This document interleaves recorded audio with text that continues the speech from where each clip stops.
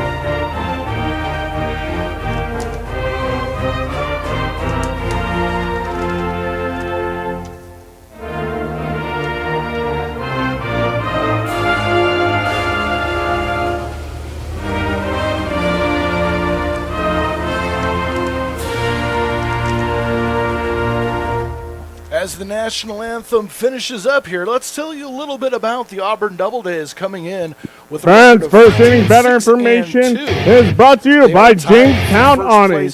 Add style and shade to your home or business with Jamestown Awning. Almost unbeatable in their place. They get on the road, they have problems scoring runs. Only 3, 5, and 2 on the road.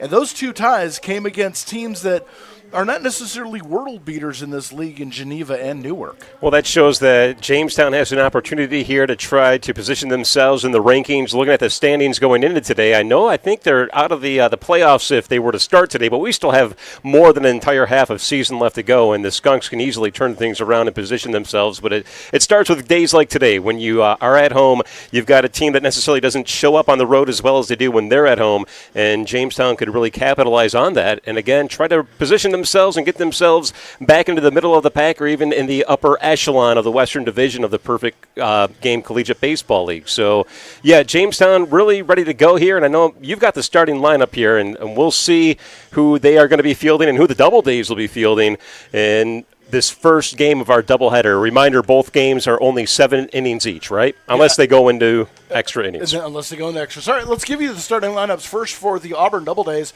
Leading off is going to be the left fielder, Tommy Kirwan. Batting second, the center fielder, Sam Meyer. The designated hitter, Kieran Keogh, will bat third. Nick Izzo, the first baseman, will bat fourth. Adam Sullivan will bat fifth and play shortstop. Mark Galusi will be the catcher, batting sixth. Bobby Hard, the right fielder, batting seventh. Hitting eighth will be Max Fishman, the second baseman. Third baseman Josh Thompson will bat ninth. And finishing up the lineup will be Austin Droge, the extra hitter, batting 10th. On the mound for Auburn is going to be Eric Korzeniowski. Korzeniowski comes in with a 1-0 record, 4.32 ERA. It's his first start and his fourth appearance. He will face Christian Pensek on the mound for the Jamestown Tarp Skunks. Pensek, a great doubleheader pitcher here. Can go deep into ball games. We refer back to his 8-inning beauty against the Batavia Muck Dogs, and we'll give you the defensive alignment after the first pitch, which is taken for a strike, and that's how this game gets started, 4:01 Eastern Time. Absolutely beautiful day for a ball game. 80 degrees, very little breeze at all. As Pensek nails the zone again, 0-2 to Kirwan. Comes into the game batting .367, leading Auburn in eligible batters. And the 0-2 pitch. Foul tipped in and out of the glove of Haynes, and Kieran stays alive. Let's give you the defensive alignment. From left to right, it's going to be Blake Herman, Matthew Dumas, and Justin Bremner. Third to first, Eric Weeks, Brady Marshall, Ty Lagoni, and Nolan Smith. Jacob Haynes behind the dish. As that curveball comes inside and hits Kierwin on a 0-2 count. Yeah, hit by pitch. You hate to see that to start off the ball game, getting the leadoff runner on the bag. We'll see if the Doubledays can capitalize on that and take advantage of the opportunity. Looks like Meyer, the center fielder, is up to plate now. Yeah, Sam Meyer, the center fielder, standing in, comes in hitting .326. Give you the line on Pensick coming into the game, 1-1, as a bunt right back to the pitcher. Throwing to first, and the sacrifice is good. Pensick, I think, would have had a play at second had someone crashed the bag over there. That's what I was thinking, too. Really a missed opportunity to convert a double play. I don't know if they would have been able to, but it would have been nice to see that leadoff runner get taken out. Instead, he advances to second with just one out here. A quick reminder, after the final out, hit Honest John's for fresh subs, crispy wings, and pizza that always wins. Order online at honestjohns.pizza or stop in after the game. Honest John's Restaurant Pizzeria, proud supporter of Skunks Baseball on CCS-TV. As Kieran Keogh, the designated hitter, stands in, takes a called first strike, 0-1 the count. Pensick coming into the game with a 1-1 record, 3.38 ERA. It's his fifth appearance, third start. And it definitely has earned a starting nod in the rotation. As there's a sharp ground ball to short. Marshall looked at third for a second, throw on to first. And there are two away as Kierwin will advance to third. And again, Curious might have had a great shot at getting Kierwin at third, but decided to go the sure way. And there's two away. Well, their cleanup hitter is now stepping up to the plate here. We'll see if that comes back to bite the Skunks, getting that leadoff runner an opportunity to go all the way to third base. But they do have two outs here, so they can put this one away without any damage being done. Nick Izzo stands in, batting .292. Takes the first pitch he sees, a little up and out for a ball, 1-0. Pensick in that start against Batavia, 8 innings, 6 hits, no runs, as that one nails the outside corner for a strike. 1-1. Pitched last weekend in the doubleheader and did a fantastic job as well. As there's a breaking ball just missing the zone. 2-1. And Frank Jagoda's marching orders for Christian Pensick, very clear today. Go out and eat up as many innings as you can. Well, looking at him, I haven't had a chance to see Pensick pitch yet this season, but looking at that delivery there, it looked like it just missed the inside edge of the plate for a ball, 3-1 the count. Looking at him, he's built like a pitcher. You know, oftentimes you'll see pitchers take the mound, and you're like, are you sure he shouldn't be a center fielder or maybe a catcher or a first baseman? But he's built like a pitcher. Here's a fly ball in the center field. Dumas circles under it, puts it away.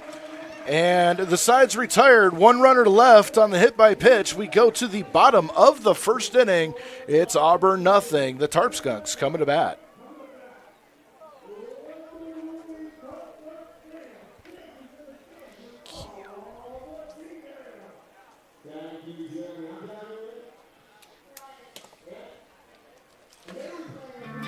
Welcome to the Chautauqua Sports Hall of Fame, located at 15 West 3rd Street in Jamestown. Visitors will see photographs, awards, apparel, and other sports memorabilia.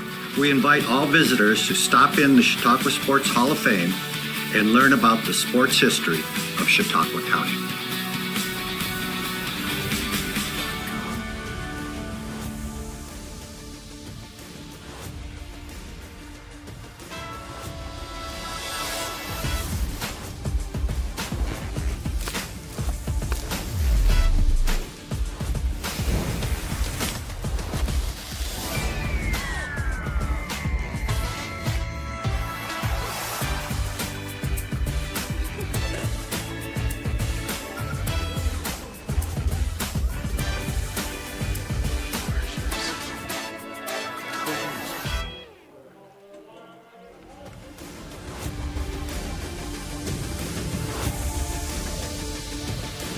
And a reminder, this broadcast is brought to you by Wegmans, proud sponsor of CCS-TV's coverage of the Jamestown Tarp Skunks. At Wegmans, every day you get our best, from farm-fresh ingredients to helpful people who care.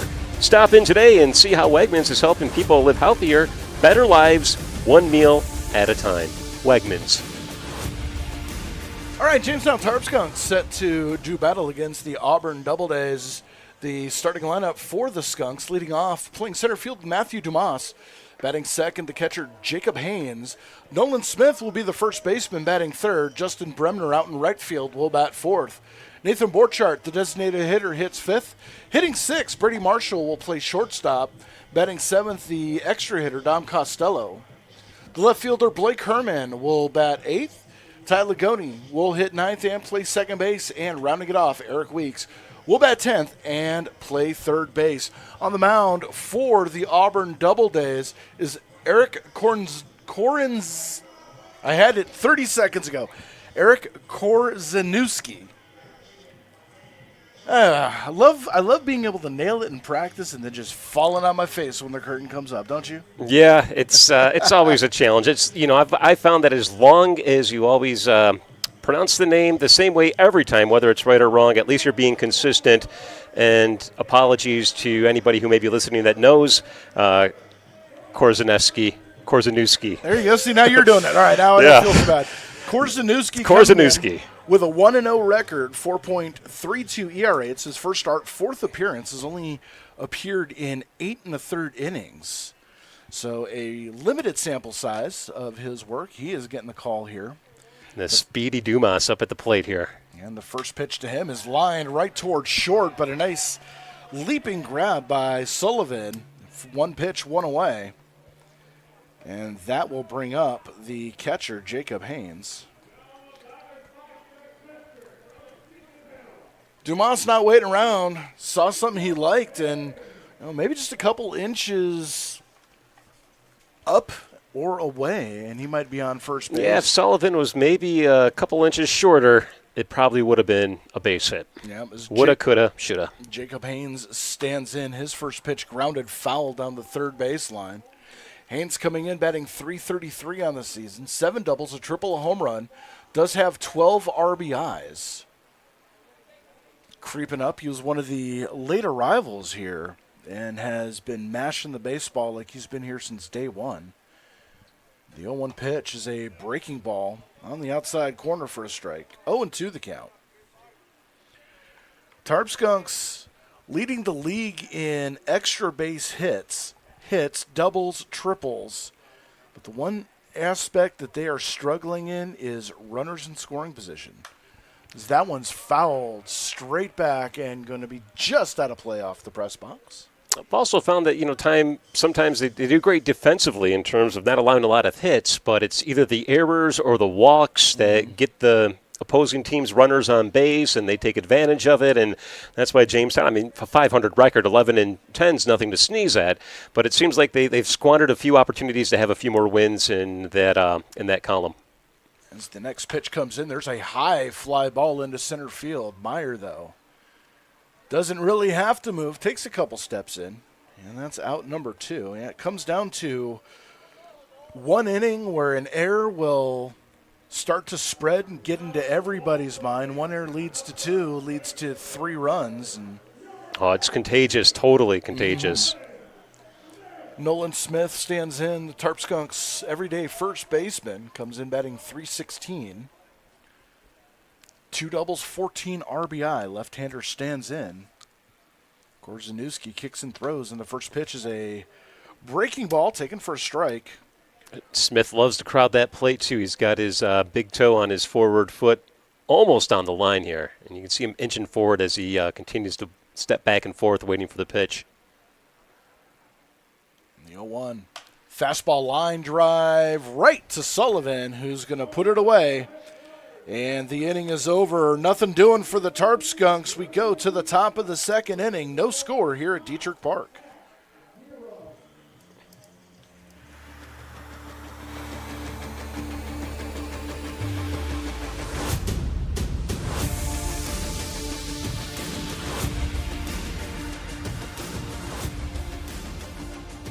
At Southern Chautauqua Federal Credit Union, we believe in supporting our community and helping you achieve your financial goals and strive to make a positive impact for our members and the community. Our mission is to empower individuals with the skills and resources necessary to achieve financial freedom. As our members and the community achieve their goals, we fulfill ours, creating a brighter future together. Southern Chautauqua Federal Credit Union, your partner in financial well-being. Looking to feed the family, the whole team, or just your own hungry self? Honest John's has you covered.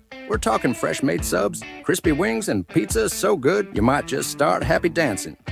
Trust Honest John's for takeout, delivery, and easy online ordering, so you can get the goods without lifting more than a finger.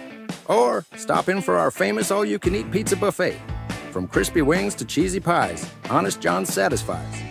Order now at honestjohns.pizza. What's life like in Chautauqua County? It's where small-town charm meets world-class culture, where your downtime gets an upgrade across miles of lakes, state parks, and vibrant local vineyards, where you can live the high life at a low cost as your dollars go further and your roots grow deeper. Whether you're building a business or advancing your career, settling down or saddling up, choose Chautauqua County, where every step you take is toward the life you love. Start your next chapter at livechq.org.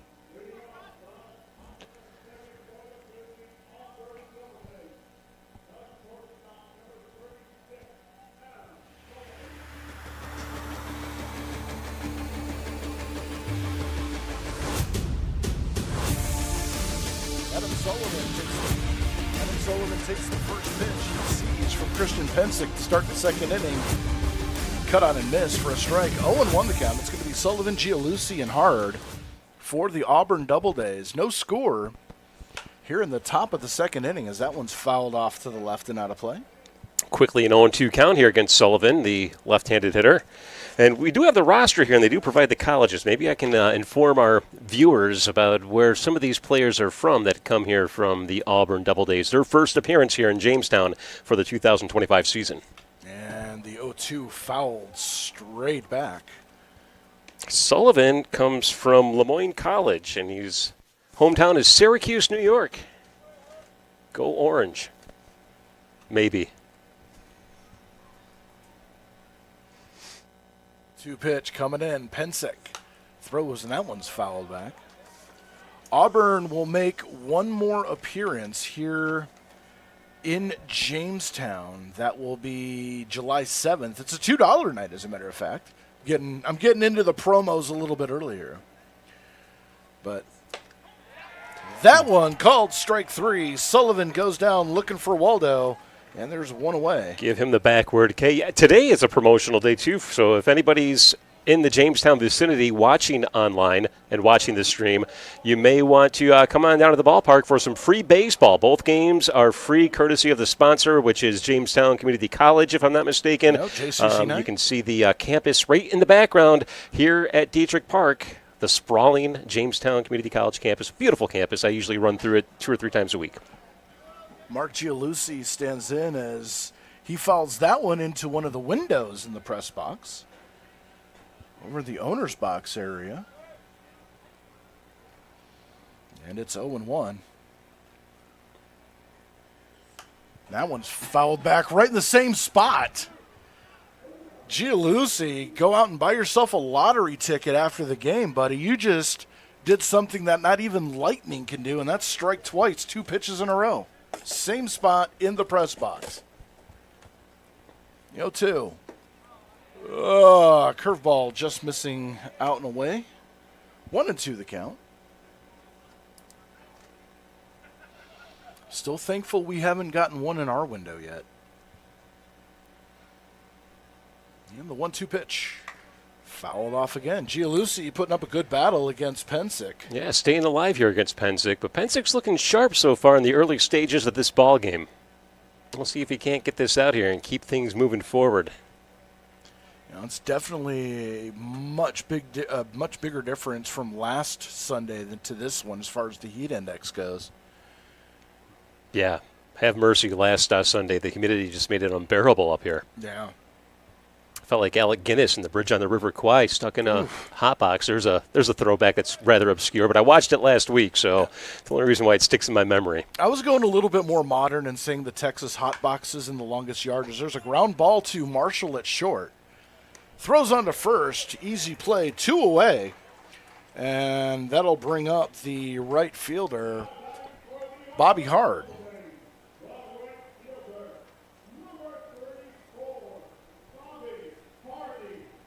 Bobby Hardy. One of those could go one way, could go the other way. I'm going to default to the PA announcer. Harday. Harday. Not to be confused with Sade, the great 80s singer. Is Harday hit by a pitch. First pitch comes in. So two runners for the Auburn Doubledays all have come via hit by pitch. And that's going to bring up Max Fishman, the second base. Fishman coming in, batting .296 on the season.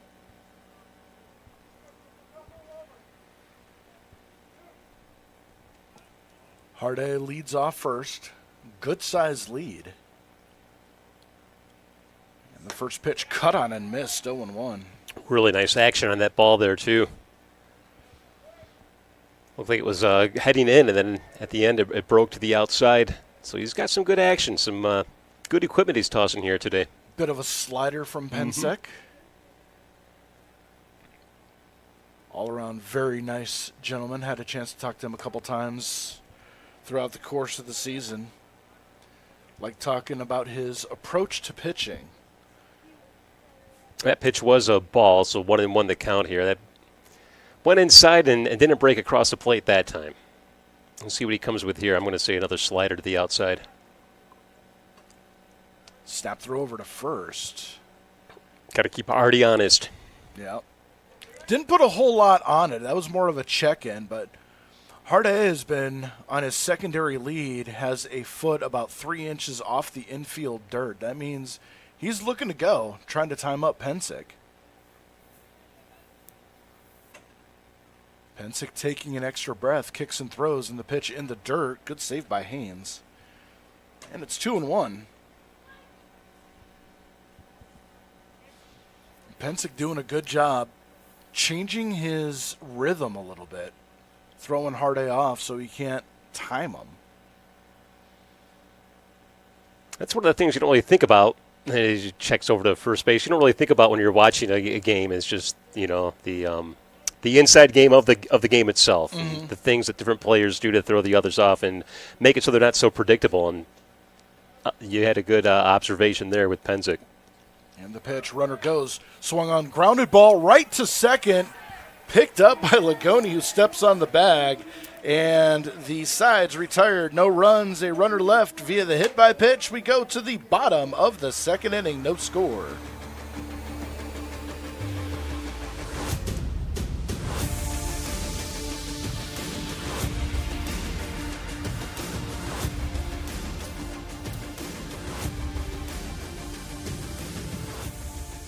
What's life like in Chautauqua County? It's where small-town charm meets world-class culture, where your downtime gets an upgrade across miles of lakes, state parks, and vibrant local vineyards, where you can live the high life at a low cost as your dollars go further and your roots grow deeper. Whether you're building a business or advancing your career, settling down or settling up, choose Chautauqua County, where every step you take is toward the life you love. Start your next chapter at livechq.org. Our generation has a choice. Turn away from the world's problems or chase them down. We refuse to sit back and watch them pass us by. Watch us fly ahead. Rise to every challenge and overcome anything. Watch us become the next greatest generation.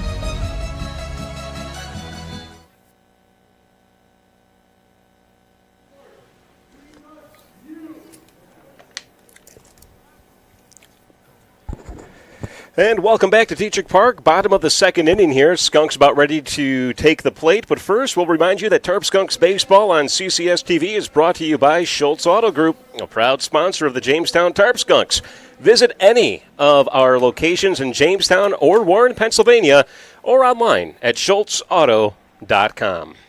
As Justin Bremner steps in, it'll be Bremner, Borchardt, and Marshall, 4, 5, 6, set to face Korzeniewski in the second inning. And the first pitch is a breaking ball at the knees for a strike. 0-1 the count.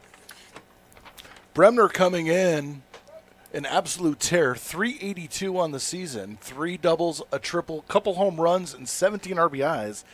Leads the Tarp Skunks in that category.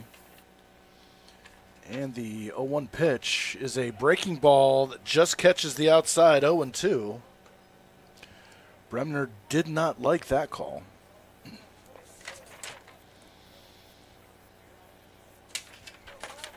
Korzeniewski gets something he likes from the stretch and the pitch. And that's outside for a ball. 1-2 the count.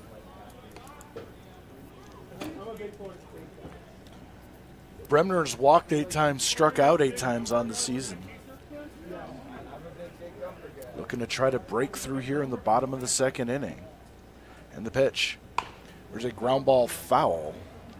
Staying alive here. He's got the right idea. He's got a good 2-strike approach. Will stop trying to swing for power, shorten up the swing. You can see he's choking up on the knob of the bat by about a ½ inch or so.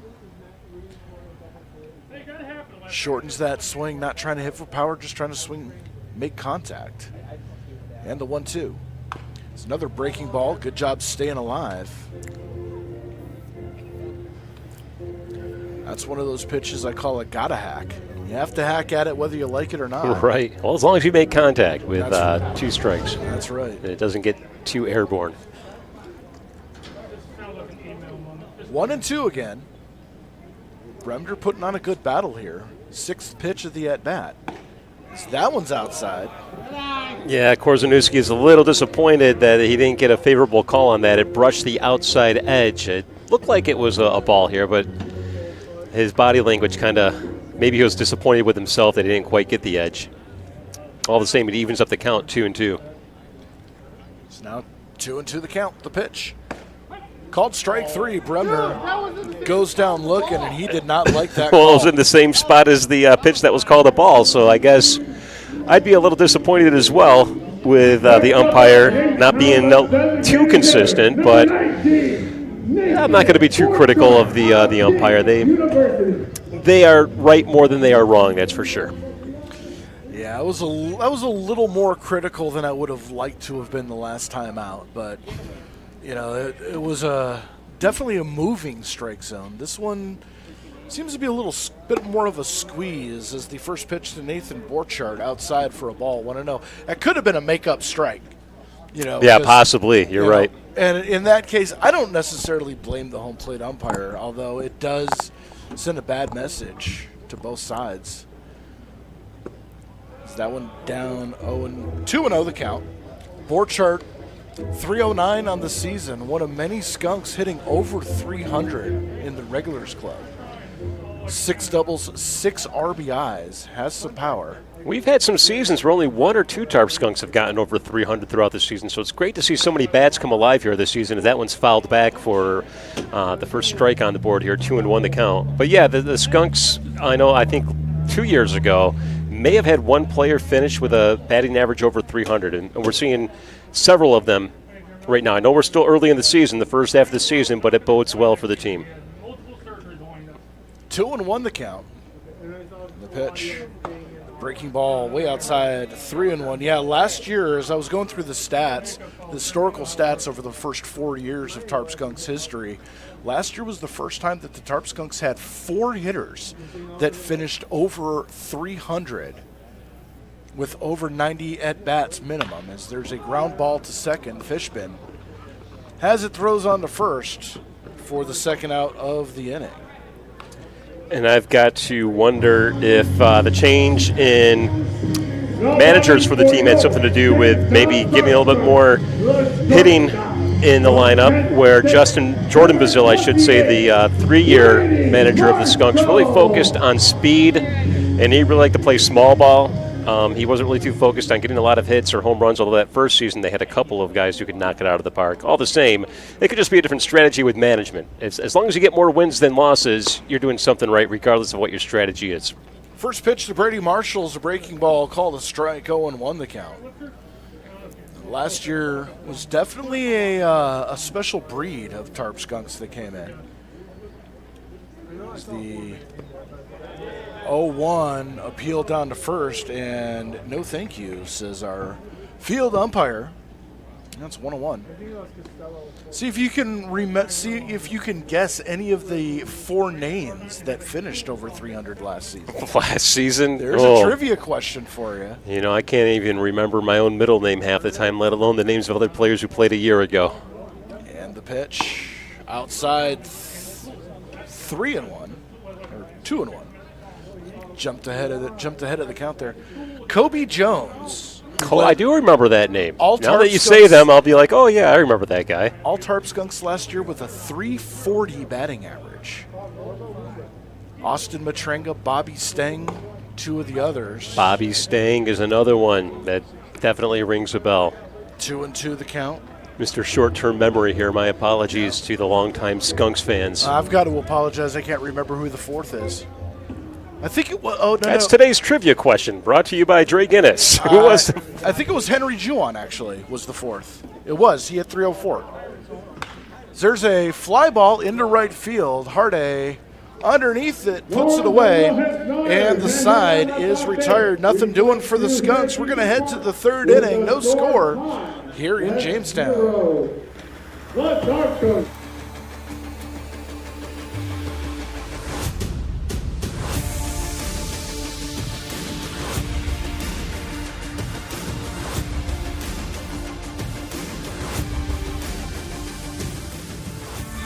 Welcome to the Chautauqua Sports Hall of Fame, located at 15 West 3rd Street in Jamestown. Visitors will see photographs, awards, apparel, and other sports memorabilia.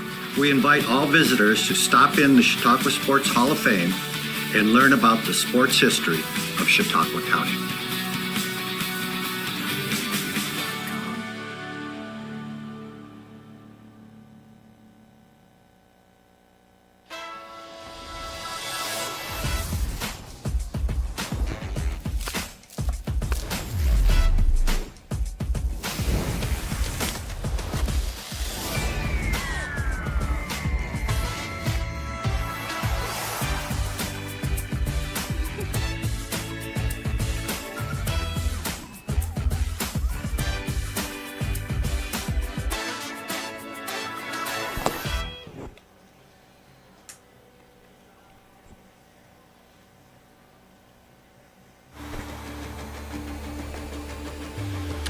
Welcome back to Detrick Park, top of the 3rd inning. Watch, stream, and follow CCS-TV anywhere you go. Find us on Roku, YouTube, iOS, and Android, or online at CCS-TV.com.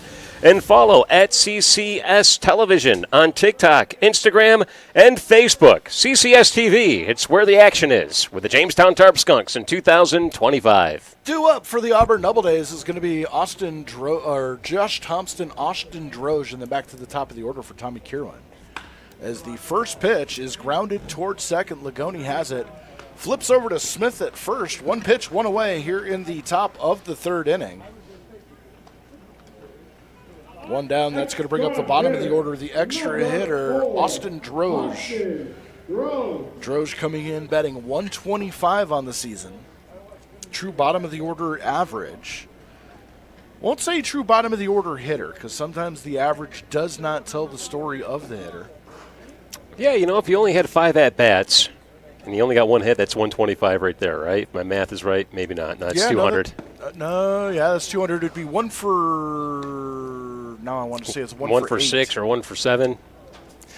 I'll do the math. I was terrible at algebra, but boy, I could really knock it out of the park with the calculus. Oh, I'm not doing any math. It's Sunday. It's not in my contract. 1-1 outside.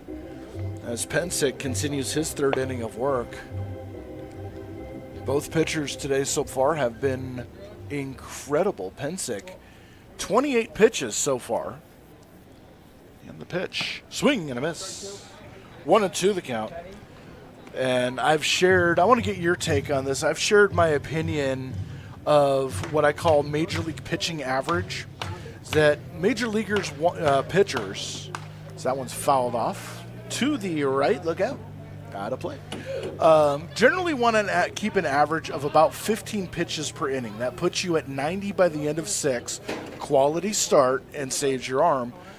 Pensick right now averaging 14. So right in that Major League average mark. It's very nice. And he's also hit 2 batters as well, but all the same, not allowing any hits yet so far today and keeping his pitch count low. He could go a bit of a ways. That's important for a doubleheader. And he got the batter looking there. Strike 3. Where in the world is Carmen Sandiego? 2 down, and we go back to the top of the order. Second time he got a batter looking. Earlier on, he got Sullivan and lead off the second inning looking as well. Yep.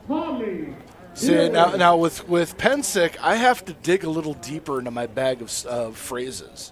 Because I'll get more caught looking from him than anyone else on the roster.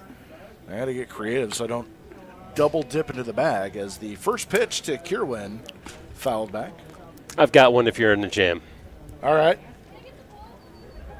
Should I say it now or wait until you get somebody looking? I'll let you drop the next one. So that one's fouled back off to the left. Well, now we jinxed him. It might not ever happen again, Jerry. Pensick's on the mound. He's good for at least 2 more. You're in the same generation as me, so you probably would know this one very well, and you probably have said it already. All right. That one's fouled straight back. 0-2 the count. Pensick working quick here. I think that's exactly what Jamestown needs after a long week last week. The pitch. Ground ball towards second. Lagoni, easy play. Flips onto first, and the side is retired. Nothing doing. Continued. We go to the bottom of the third inning. No score here in Jamestown.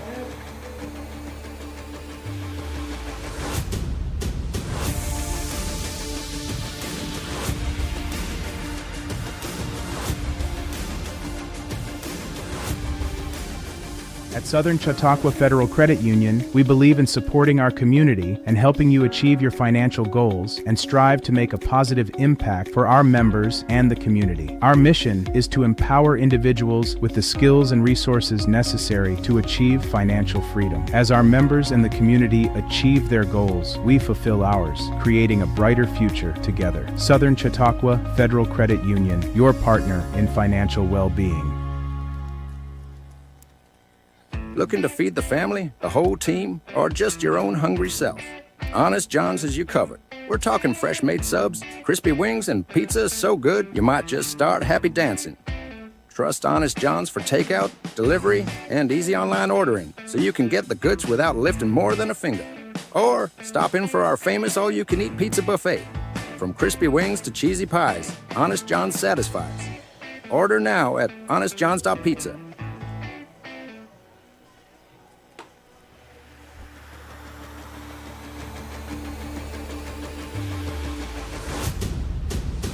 And welcome back to Detrick Park. Graduations, weddings, and bridal showers. The Doubletree by Hilton is your destination for all events.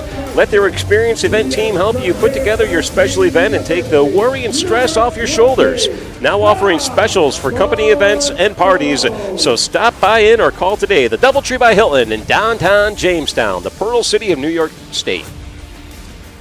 It's going to be Dom Costello, Blake Herman, Ty Lagoni due up for the Jamestown Tarp Skunks. As Costello takes the first pitch he sees for a strike, 0-1. Korzeniewski so far has pitched pretty efficiently as well, 18 pitches through 2 innings. And the next one, breaking pitch missing inside, perhaps a little low. And it's 1-1. For Marshall for Costello coming into this game batting .357. Nice. That one below the knees, 2-1. 20 of 56, couple of doubles, 7 RBIs. So a good average, not based on limited action. One of the core Skunks here is that one off the plate, 3-1. Brady McGuire not playing in game 1, probably will play in game 2. Hopefully we'll get the reuniting of the Brady bunch on the left side of the diamond. And the 3-1. Inside for a ball. Tarp Skunks get their first base runner of the ball game via the walk. And that will bring up Blake Herman. Herman comes into the game 3 for 11 on the season with a triple, 3 RBIs, but also walks in with the accolade of Western New York's Small School Player of the Year that was announced, was that Thursday? Small school, so he's entering college at this point. He just graduated from high school? Absolutely. It's out of Gowanda High School. It's the first pitch fouled off at the plate. Gowanda has always fielded a quality baseball team, so I'm not too surprised there.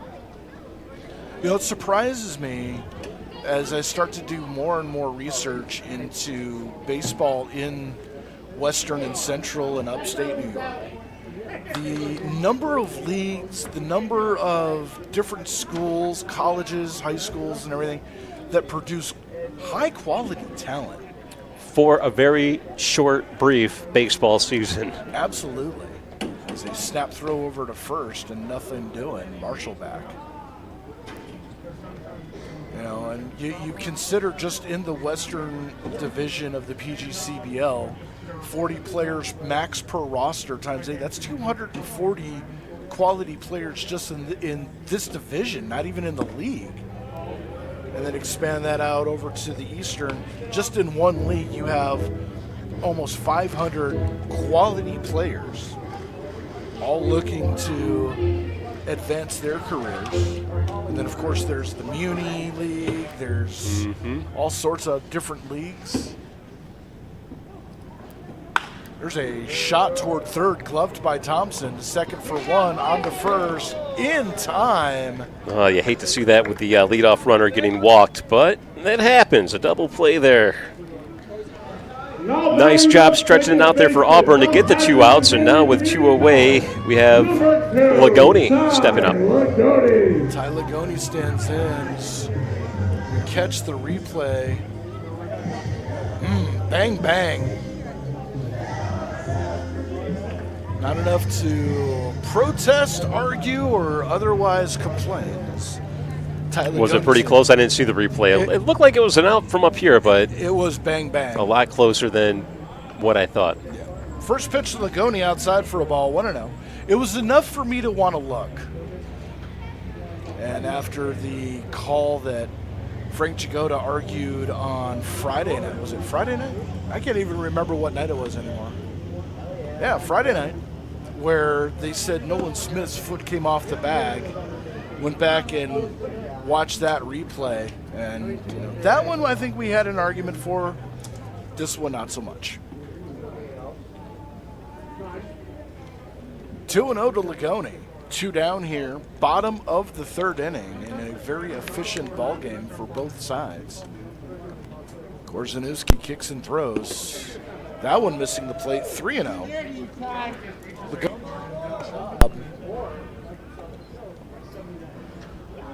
Keeping his eye on the ball, 5 walks, 14 strikeouts. The Tarp Skunks second baseman coming in with a 264 clip. And the pitch. Off the plate, ball 4, and Lagoni draws a 2-out walk. Well, Korzeniewski, who had a solid first 2 innings here, is starting to see a little bit of shakiness, walking 2 batters out of 3 that he's faced. That double play really helped him out.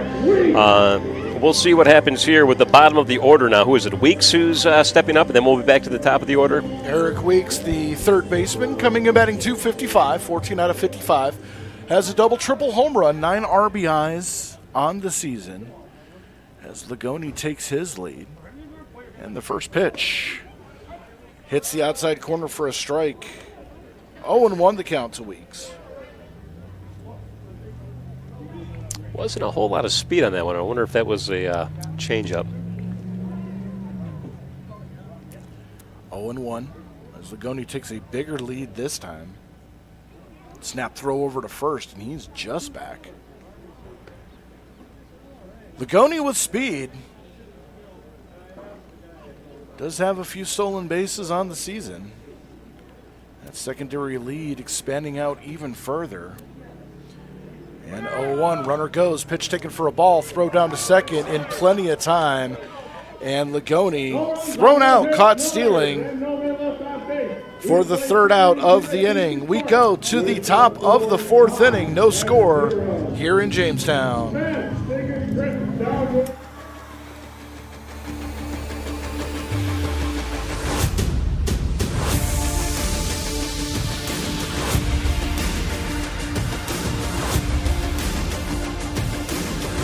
What's life like in Chautauqua County? It's where small-town charm meets world-class culture, where your downtime gets an upgrade across miles of lakes, state parks, and vibrant local vineyards, where you can live the high life at a low cost as your dollars go further and your roots grow deeper.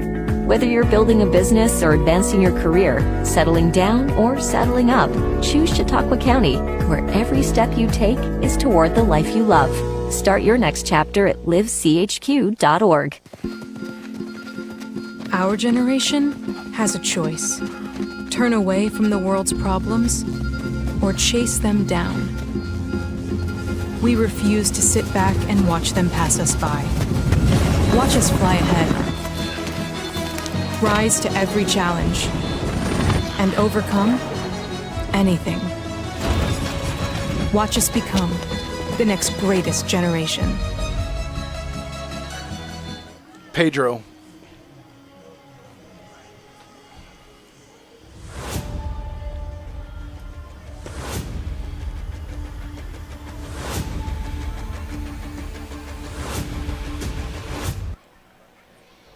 And welcome back to Detrick Park, top of the fourth inning. Skunks fans, celebrate that win or eat your feelings with Honest John's. Crispy wings, melty pizza, and online ordering that's fast and easy. Visit honestjohns.pizza tonight. Due up for the Auburn Doubledays, Sam Meyer, Kieran Keogh, and Nick Izzo. 2-3-4 for the Doubledays. Pensick and Korzeniewski engaged in a pitching duel here, as there's a line drive down the left field line, foul. That's the best rip we've seen against Pensick so far today. I think that's the loudest contact we've heard so far today off of either pitcher. Who's that? Sam Meyer, who got a hold of that one, right? That's who's at the plate? Yep. Meyer sacrificed himself in the first inning on the bunt, as that one just missing on the outside, 1-1. Haynes liked the spot. Pensick coming into this inning has thrown 37. His counterpart 36. As there's a loud line drive out to center, but Dumas easily under it, gloves it, and puts it away for out number one. Number 31, Kehoe, stepping up here. What did he do? Grounded out back in the first inning. Grounded out to short his first time up. As Kehoe stands in. Tall right-hander. And the first pitch taken on the outside corner for a strike. 0-1 the count. Kehoe has that natural first baseman build that you see out of guys like Rowan Anthony, Bryce Eltrich. He comes from Belmore, New York, and he's attending college at St. Joseph's University. Just a freshman, but he stands 6'7" and weighs 230 pounds. So you're right, definitely built like a first baseman. And the pitch, breaking ball way outside. Now 2-1 to Pensick, or 2-1 to Kehoe. Pensick has been around the strike zone all day. That one looked like it just slipped out of his hands there. It's the 2-1. There's a fly ball, shallow left. Coming in is Herman. He'll put it away for out number 2. And quickly we go to the third hitter of the inning. First baseman, Nick Izzo. Nick Izzo flew out to center field to end the first inning. His first time at the plate. A reminder, this is a doubleheader, so we're only playing 7 innings today, and so far no runs scored for either team. And also, no hits, right? So far. Runners have reached base, but usually hit by a pitch or a walk is all we've seen. So no hits so far today here through 3 innings, and it may continue with this great pitching effort from both sides. As Izzo cuts and misses the first pitch he sees, 0-1 the count. Adam Sullivan is on deck, would hit next. Is that one outside for a ball? 1-1. 7-inning games here in the doubleheaders. As we are 2/3 of the way through the top of the 4th inning. And the pitch. There's a fly ball to center. Dumas trots in, makes the catch, and a 1-2-3 inning for Christian Pensek. We head down to the bottom of the 4th inning. No score.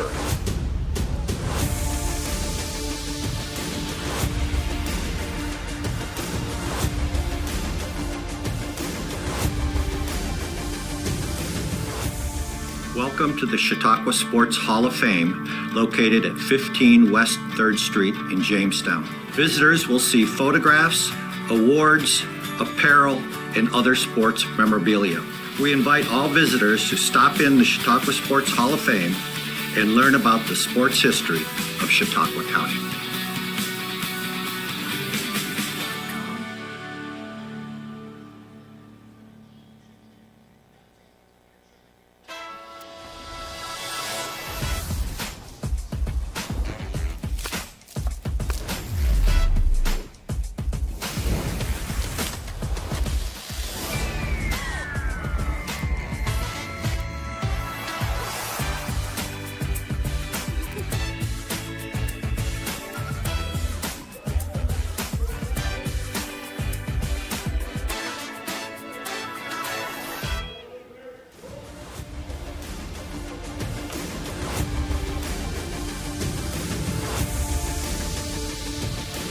Welcome back. No score through 3.5 innings. Bottom of the 4th inning now. It's a new day at Pearl City Hops, located in the Doubletree by Hilton at 150 West 4th Street, downtown Jamestown.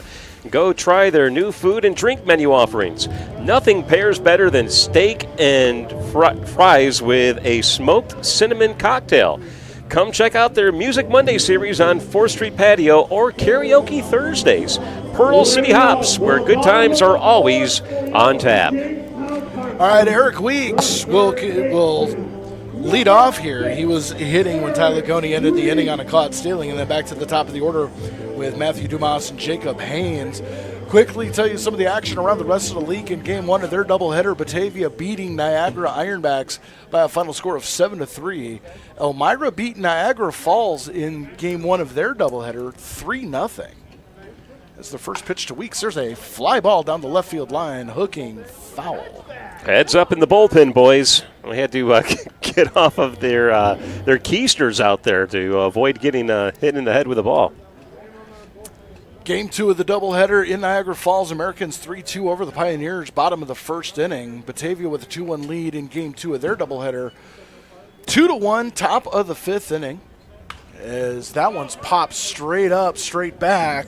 Coming back on it as Gallucci slides, but it just falls out of his reach. And it'll go 0-2 to Weeks. Nice effort by Gallucci, but ran out of room. Newark at Geneva, no score, top of the 1st in that one. Aniata and Utica, no score, top of the 1st there as well. Glens Falls takes on Boonesville, 6 p.m. Eastern time. We have Game 2 of our doubleheader scheduled for 6:30 Eastern here in Saugerties. Taking on Mohawk Valley, that also 6:35 first pitch. Eric Weeks stands in with an 0-2 count. Korzeniewski kicks and throws in the pitch. Just missing outside. 1-2, and As we're gonna have to work with you too on the steak and frites. I thought that might have been a misprint. I was like, "What's a frite?" Oh. It's got to be a fries, steak and fries, right? Oh, That's the classic American meal right there. Definitely steak and fries, but it's not a classic American meal. It's actually a classic French dish, hence the frites. Got it. But steak and French fries is, absolutely. okay. That's what Yes. what do I, I'm a meat and potatoes guy myself. There so. we go. I'll take a 14-ounce steak right about now, mid-rare, sautéed onions, and the pitch. Popped up left side again. Well, you mentioned food and steaks, and we also got to mention maybe the best executive producer the world has ever seen, the greatest guy on earth, #1, Primo, Patrick Smeraldo. What more can you say about him, especially if he were to bring us a couple of nice medium rare steaks in between these ball games here? Just saying, just put it out there because he is a wonderful person and a human being, Absolutely. unlike any other. As there's a ground ball through the hole on the left side, a base hit. Eric Weeks breaks through. First hit of the ball game for the Tarp Skunks. And we go to the top of the order for Matthew Dumas. Yeah, Weeks, the bottom of the order. It took 10 batters, but we got a man on base via a hit. And now we can see if Dumas can make something happen here. The leadoff hitter for the Skunks back at the plate. He looked like it was a fly-out pop-up in the bottom of the first inning. Line drive right to short on the first pitch he saw. We'll see if he works the count here. And the first pitch squares to bunt, pulls the bat back. Called a strike, snap throw back to first. And almost close. Got Weeks off the bag. Gallucci back there. Don't mess around with him. He's got an arm. Not only does he have an arm, he's got a quick pop time too. So now Weeks has something else to think about on the base paths. As an 0-1 count to Dumas. See if he squares again. Does not. Runner goes. Swung on that one's flicked out into left field, down the left field line, and it's just foul. Yeah, about 5 foot or so from fair territory. That would have been wonderful to see. Extra bases for sure, and with Dumas' speed, he probably could. And he did jump on that too, so he was attempting the hit and run there. He may have made it all the way to home plate had that have dropped in fair territory. However, it did not, so here we are again, runner at first. No outs, though. 0-2 the count against Haynes.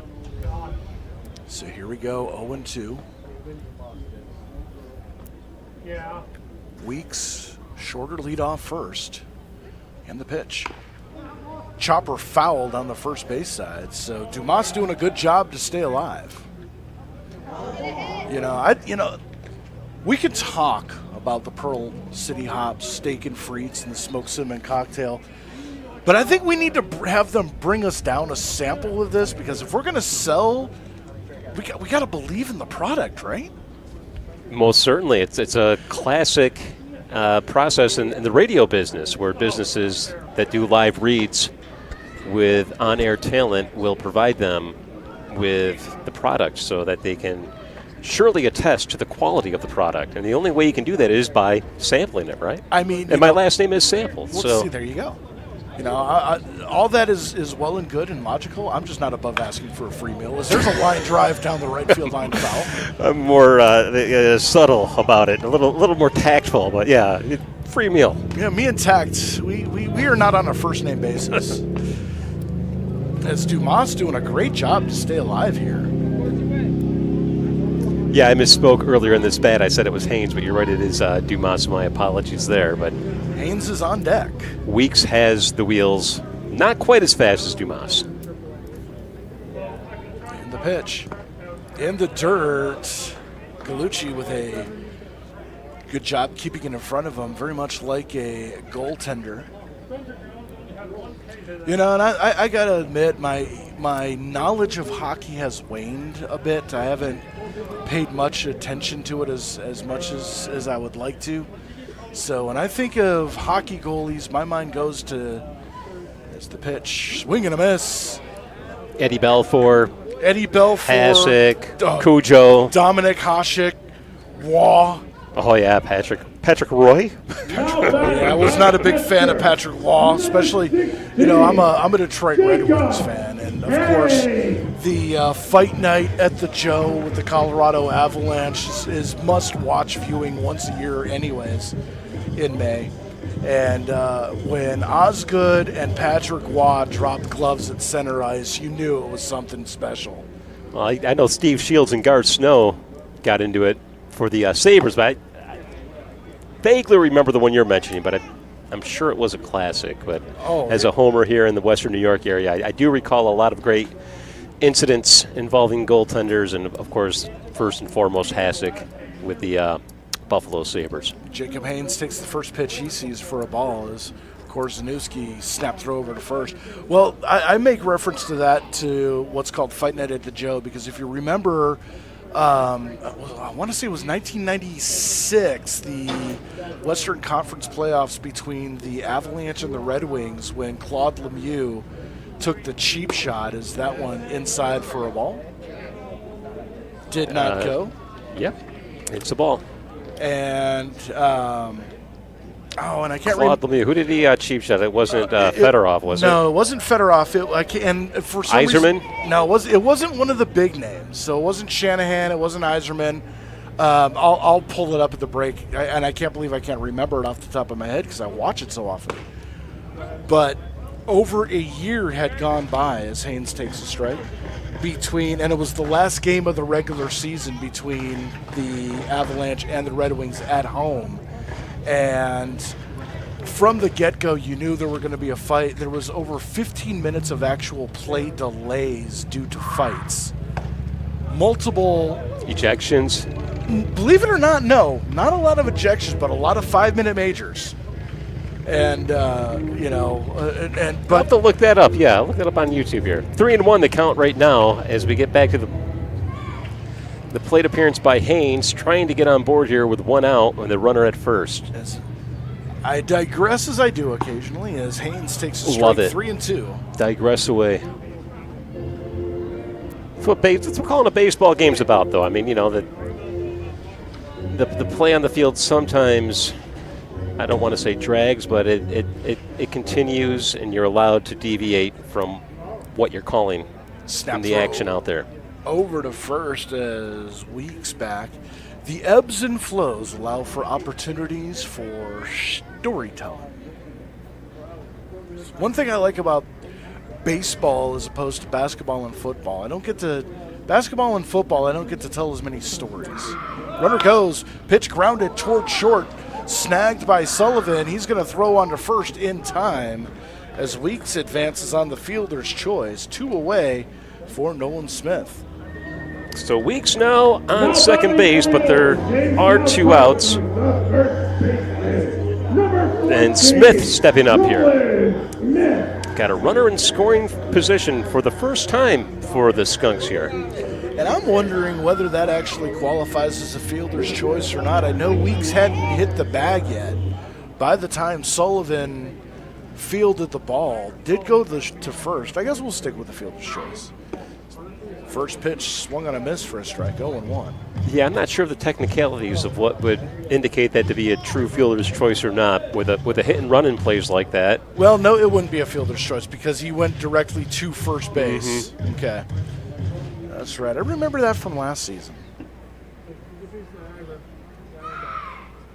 It's the 0-1 pitch swinging. There's a drive into left field. Hooking. Falls for a base hit. Weeks will round third.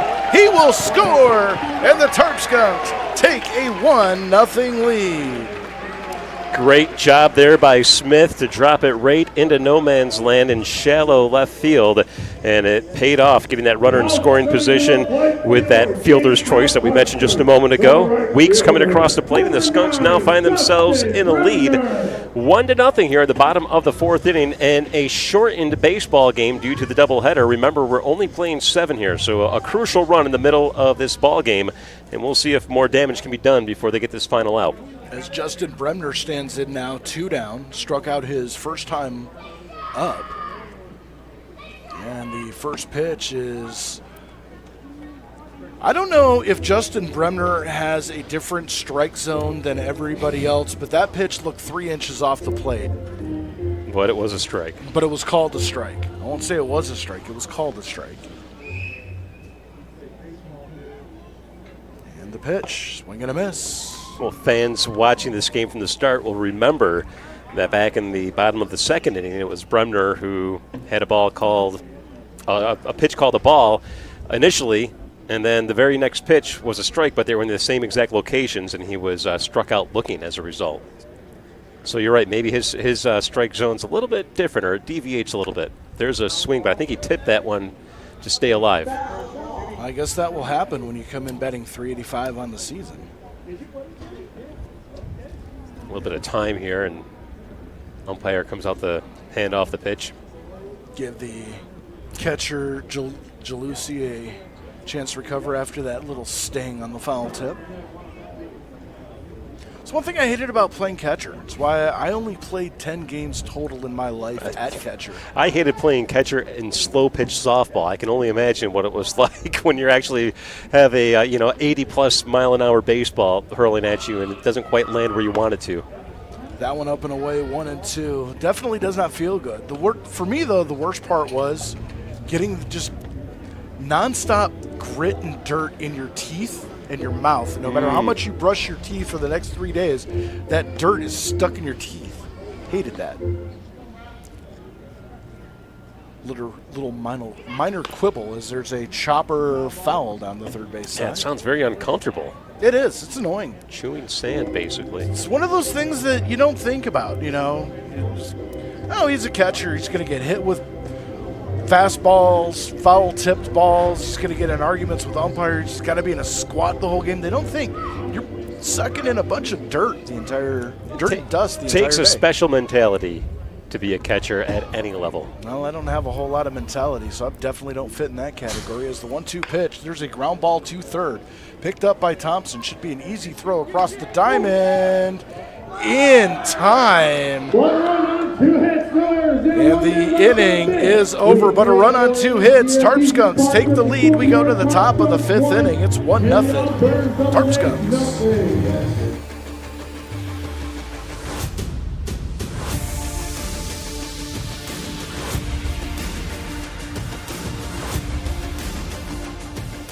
What's life like in Chautauqua County? It's where small-town charm meets world-class culture, where your downtime gets an upgrade across miles of lakes, state parks, and vibrant local vineyards, where you can live the high life at a low cost as your dollars go further and your roots grow deeper. Whether you're building a business or advancing your career, settling down or settling up, choose Chautauqua County, where every step you take is toward the life you love. Start your next chapter at livechq.org. Our generation has a choice. Turn away from the world's problems or chase them down.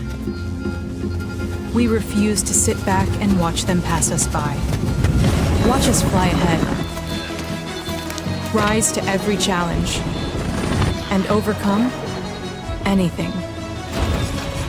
Watch us become the next greatest generation.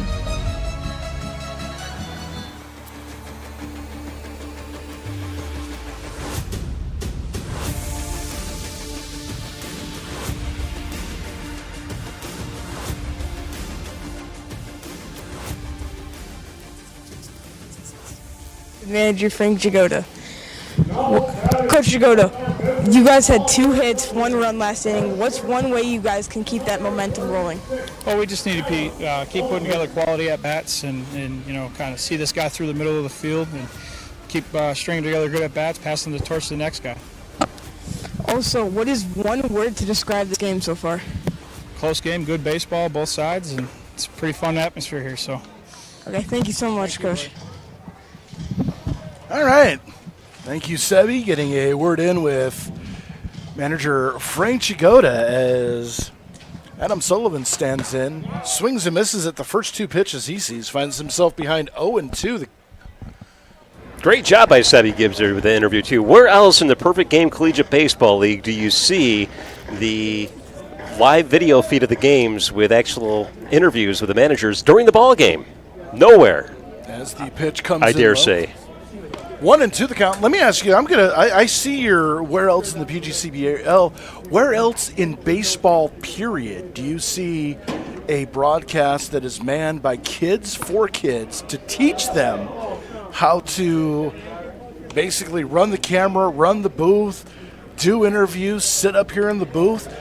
I think we are the only program like this in the United States, possibly in Canada, and very unique as there's a high fly ball left center field. Who's going to get under it? Blake Herman gloves it for the first out, and there he is, one away.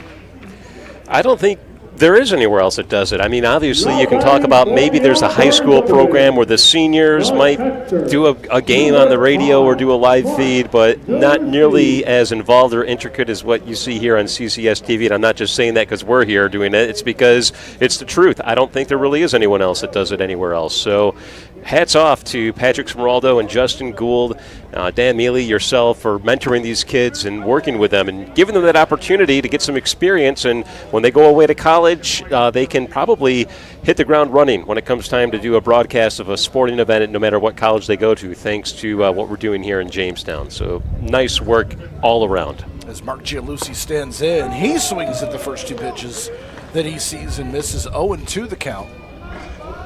Pat McAfee profile this. That's all I'm going to say.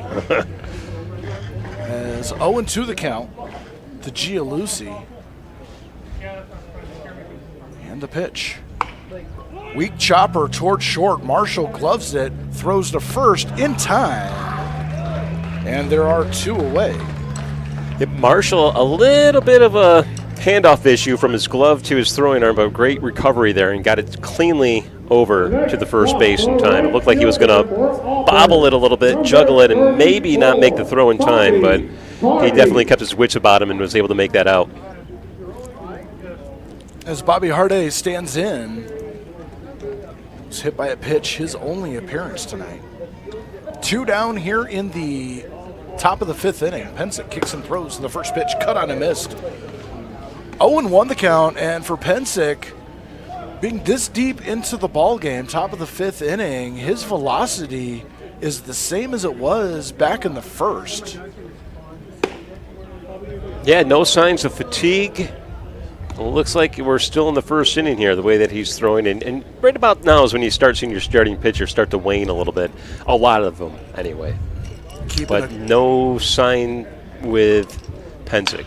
Definitely keeping a good rhythm as Brady Marshall picks it up at short, throwing to first, and the side's retired. Nothing doing for the Doubledays. We're going to go to the bottom of the fifth inning. It's 1-0 Jamestown.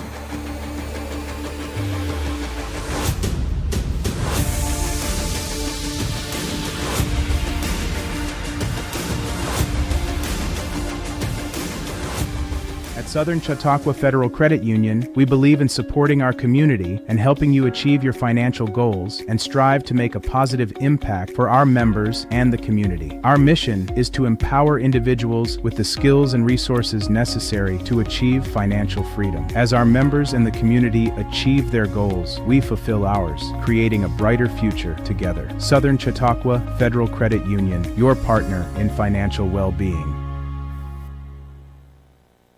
Looking to feed the family, the whole team, or just your own hungry self? Honest John's has you covered. We're talking fresh-made subs, crispy wings, and pizza so good you might just start happy dancing.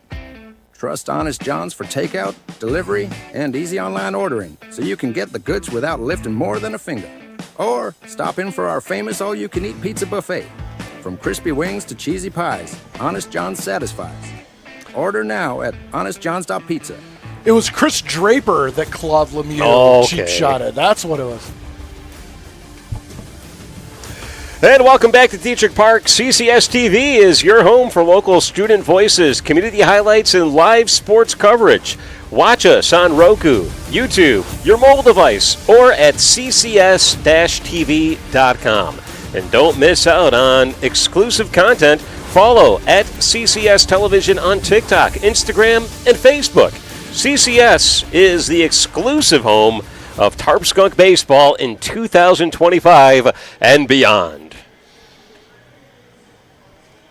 As we head to the bottom of the fifth inning, Eric Korzeniewski still on the mound for the Auburn Doubledays. He will face the 5, 6, 7 hitters in Borchardt, Marshall, and Costello. Tarp Skunks Coming across with one last inning on 2 hits, Nolan Smith with the RBI single. Very close ball game. In Sebi's interview with Coach Jagoda, he mentioned that this is a close ball game, and it's a fast-moving ball game as well. Not a lot of sloppiness, hardly any sloppiness at all that I can tell. Just some good baseball on a Sunday afternoon. First pitch swinging by Nathan Borchardt. Borchardt grounded out in the second inning.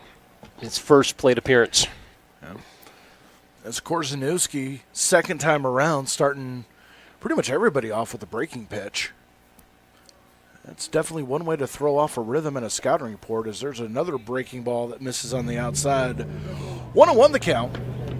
Game 2 will take place estimated around 6:30.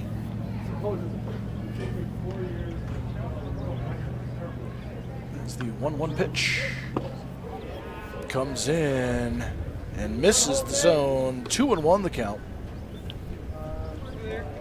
Good. Oh, good. I was going to say, I know we mentioned it at the start of the broadcast, but an absolutely beautiful day for baseball here. No humidity compared to last week, and nothing but blue skies as far as the eye can see. 3-1 now to Borchardt, as Korzeniowski starting to labor a little bit. Yeah, there's only one cloud out in the sky. One lonely little cloud off in the distance. Just has to be special out there. But it makes me almost wish I was sitting in the bleachers, to be honest. It's such a beautiful day, but it's nice to be up here with you as well, Dre. There's a walk to lead off the bottom of the 5th inning here, and Jamestown has another runner on base, and they'll see if they can double up or possibly add to their 1-run lead here. It seems like the key to Korzeniowski is patience. If you make him work, you have a better chance of getting on base than hacking at the first stuff he throws. So as Brady Marshall stands in, flew out to right his first time up. Squares to bunt, drops down a beauty. Only play is going to be 2 first, and that's where they go. Sacrifice is good as Borchardt advances to second with 1 away, and that's going to bring up Dom Costello, the extra hitter. Yeah, Korzeniowski, getting back to that conversation, has given up 2 hits so far and 3 walks. And like you said, with the patience factor in there, make them work, and you might see another walk here in the bottom of the 5th inning. Meanwhile, we do have a runner now in scoring position for the Skunks. That sacrifice paid off well, and still 2 outs to go here to try to make something of it. Dom Costello stands in, looking to manufacture a run here. It's the first pitch, cut on and missed. Again, going with that first pitch breaking ball. Costello walked back in the start off the bottom of the 3rd inning. It was the first walk given up by Korzeniowski. Was doubled off on Herman's double play. And the 0-1 pitch, foul, straight back and out of play. Look out on the concourse, as it's 0-2.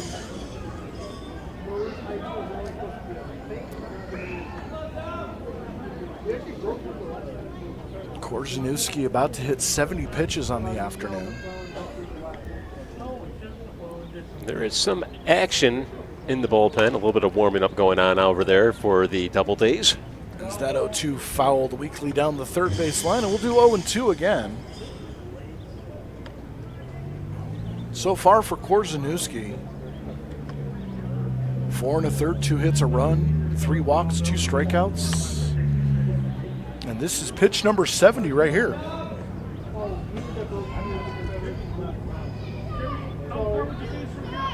Borchardt takes his lead from second. And the pitch. That one just missed away. 1-2, possibly a little up. Yeah, Gallucci tried to frame it like it was dead center across the plate, but the umpire wasn't buying it. Blake Herman on deck. 1 down here in the bottom of the 5th inning. Is that one in the dirt? Good save by Gialucci.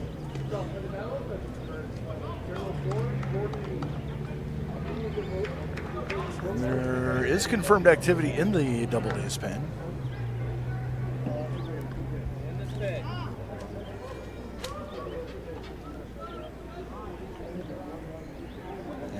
2-2 pitch. Little fly ball into left field. Shallow territory is going to fall fair for a base hit.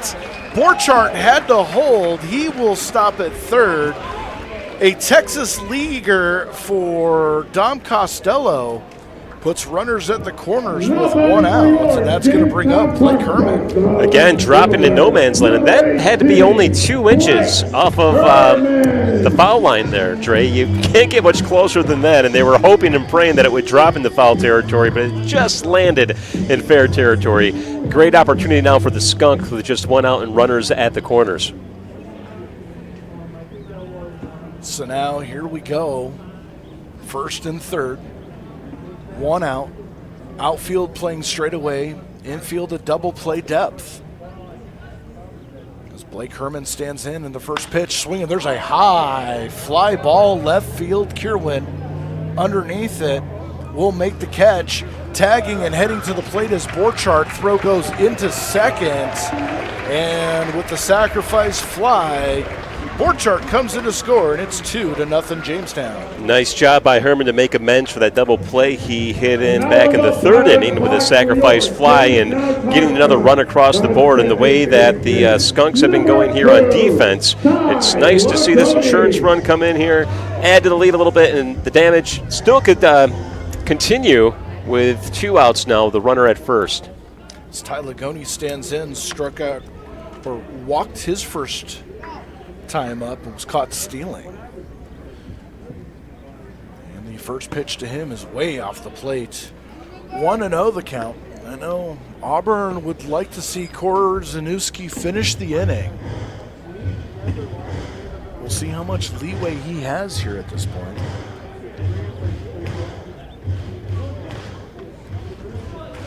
He's up to 75 pitches so far in this game. And the pitch. There's a weak chopper toward third, picked up by Thompson. Long throw across the diamond in time to put Lagoni away, but the damage done, a run on a hit. One runner left on base. We head to the top of the 6th inning. It's 2-0 Jamestown.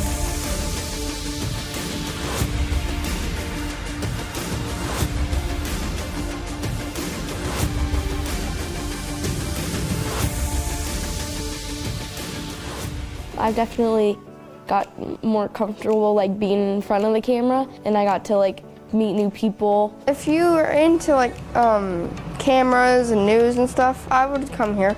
You get to do a lot of cool stuff. You go to like one of those baseball games, usually you're just stuck in the stands. But with us, no. You can go on the roof or on the field. If people want to learn more, you just have to go to CCS-TV.com. Schultz is the place where you can not only find your next new car, you can customize it exactly how you want it. Build a vehicle from one of your favorite brands, secure rebates and incentives, and expect delivery within 6 to 8 weeks. Get the keys to your ride in-store or in your own driveway and enjoy a year of complimentary Schultz Auto Care. Walk in to view our exciting inventory of vehicles arriving daily, or schedule your digital consultation online today to discover why we say you can't beat a Schultz deal.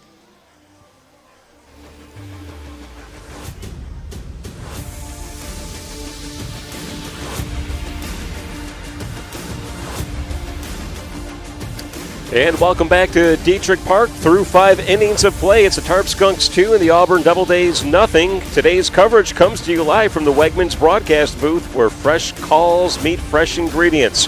Whether you're in the mood for a hot meal, a fresh salad, or a quick snack for the game, Wegmans has you covered, helping you live better, eat better, and cheer harder. That's the Wegmans way. As it's going to be Max Fishman, Josh Thompson, and Austin Droge, 8, 9, 10, facing Christian Pensek here in the top of the 6th inning. Fishman 0 for 1 on the day. I think he hit into a fielder's choice. Maybe not. He hit into a ground ball to second that was taken to the bag by Lagoni to get the force out to end the bottom of the 2nd. Okay. A long-winded explanation. I could have just said, yeah, you're right. You take much better notes than I do, and I've got to be honest. Sometimes my notes are not accurate, which is why I am no longer a journalist. I never was. I'll never claim to have been a journalist, as the 2-0 catches the outside corner, 2-1.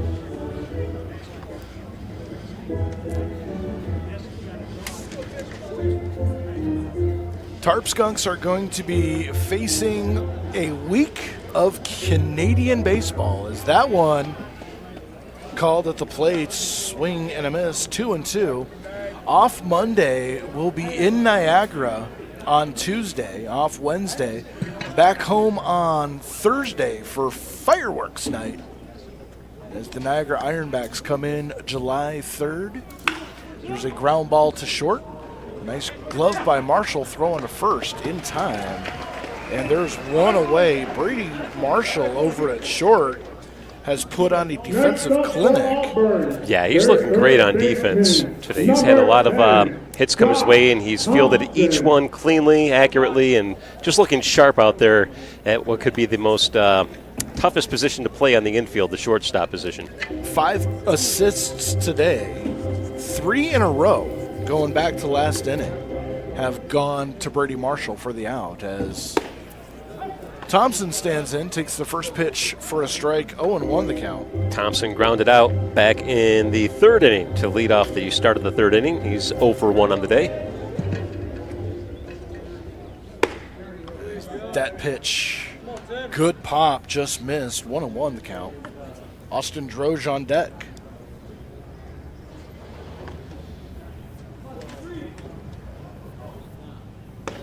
That one catches the inside, 1-2 the count to the Doubledays third baseman. Is this Colson Thompson or Josh Thompson? Josh Number Thompson. 10. Josh Thompson from Ringgoes, New Jersey, goes to school at Siena. 1-2 pitch on the way. Fly ball, left field shallow, heading toward the line. Diving! What a catch by Blake Herman I don't know if that was fair or foul territory, but it was darn close enough to preserve the beautiful outing by Christian Pensick. And he's down and hurt himself, but he went all out to make that grab. It was a phenomenal catch.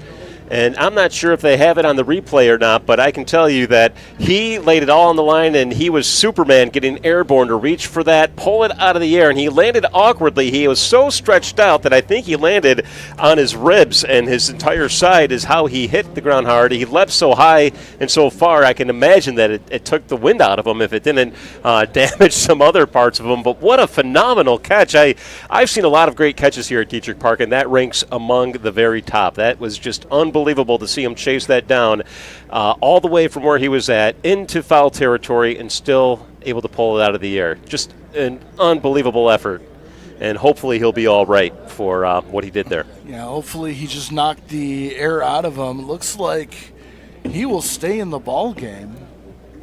Well, he looks like he's fine now. I mean, Herman is being checked out by the trainer out there, and he seemed to be rattled a little bit on the ground for a short time, but now he is getting his wits back, and it looks like he's ready to go. He's talking with the trainer just to make sure. In the meantime, while they're tending to Herman to make sure that he's all right, we should give acknowledgement to who makes this broadcast possible. Of course, Dre Guinness on air helping out with all the games. Yours truly, Jason Sample, here as well. But we also have an entire crew that helps us out. Some of them are students. Others are volunteers, but they all do a heck of a job. Dan Mealy, who is our producer in the booth, helping to provide the broadcast for the viewers back home. We also have Justin Gould, Jackson Kresge, Starvos Singleton, and Michael Kearney on camera. On graphics, we have Aiden Geerlinger, and then, of course, the executive producer who helps make it all happen is Patrick Smeraldo. So that's just a sampling of the broadcast team that brings you one of these games, and a lot of times the makeup changes. I should also mention Sebi as well. Sebi Gibbs, who helps you a lot in the broadcast here. He wanted to get some interview time as well and get some practice doing that. So he's down there on the field to bring us broadcast. So Sebi's here as well. But, yeah, a great job by CCS-TV. And with that out of the way, I think we are about ready to resume action. It looks like Herman will stay out there. Again, I'm not exactly sure what they're still treating him with. He might have got a scratch or a cut or something, because they are giving him a bandage, and that, if that's the worst that happened out of that play, good for you, Herman, because he laid it all out there. That was an unbelievable. Yeah, it looks like they it might be something on his nose where his glasses, because as we're looking at the feed, the trainer putting on like one of those. Yeah, if he landed on his face or came down awkwardly and the glasses jammed up into his nose bridge area, that could be exactly what it was. Big hand here for Blake Herman after that outstanding catch. It was in foul territory, but not by much, maybe an inch, which makes that play even more spectacular. Now we're getting whether we're going to get a warm-up pitch or not. Well, Pensick was out there warming up quite a bit while they were tending to Herman, so I'm not sure we'll need to see anything further, possibly, but Droge actually invited him to throw another one. Maybe he wanted to get an extra scouting pitch, right? It's one of those things. Oh yeah, go ahead, take another pitch. It'll just help me out. Droge caught looking his only at bat earlier on, back in the third inning. Here we are now in the sixth inning with 2 outs. The first pitch up and in, 1-0 the count for Pensick. 77 pitches to this point.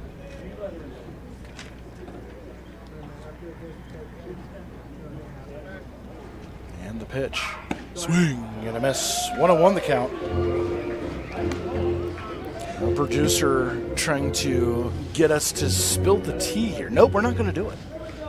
St. John Fisher University is where Austin Droge is from. Quickly changing the subject here. Warwick, New York is his hometown. Welcome to Jamestown, Mr. Droge. Nice deflection. Deflection shields to double front. And the pitch, taken for a strike, 2-2. There's a movie reference for you. Deflection shields to double front. That's got to be Star Trek or... It's got to be Star Trek. Star Wars. Star Wars. Right before they make the make the attack on the Death Star. So they're passing through the magnetic field. I am a nerd. Gold leader standing by. I am a nerd. And the 2-2 swing and a miss. Droge going down for the second time today to end the top of the sixth inning. So after 5.5, the score remains 2-0 here at Detrick Park. The Skunks on top of the Doubledays. We'll bring you the bottom of the sixth in a moment. Stick around.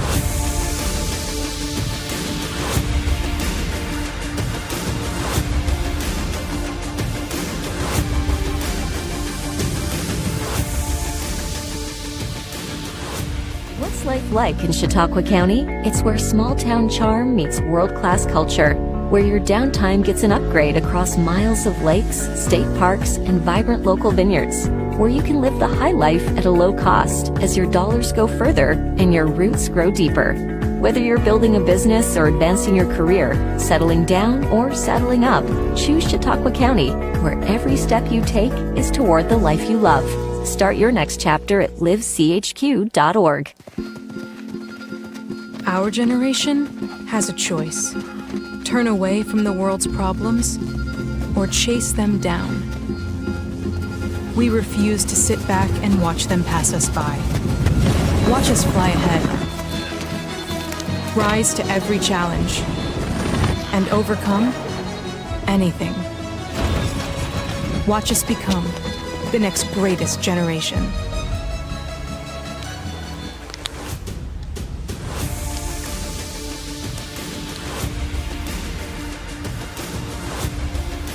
And welcome back to Detrick Park. Skunks fans, celebrate that win or eat your feelings with Honest John's Crispy Wings, Melty Pizza, and online ordering that's fast and easy. Visit honestjohns.pizza tonight. Tell them Sample sent you. My brother and I both worked at Honest John's when we were in high school and even a bit when we were older. So we're very familiar with John Raymond and his operation down there, and he always does a great job supporting local teams at every level, including collegiate baseball here on CCS-TV. I got to tell you, I'm down there once every couple of weeks, as Eric Weeks stands in. Weeks got a base hit in the fourth inning. That opened up things to allow the first run being scored. He scored that first run. An RBI driven a little bit later on by Smith in that inning. As Korzeniewski's still out there for the Auburn Doubledays. It looks like it's going to be his ball game to go for the rest unless he runs into some serious trouble. Weeks, then the top of the order in Dumas and Haynes.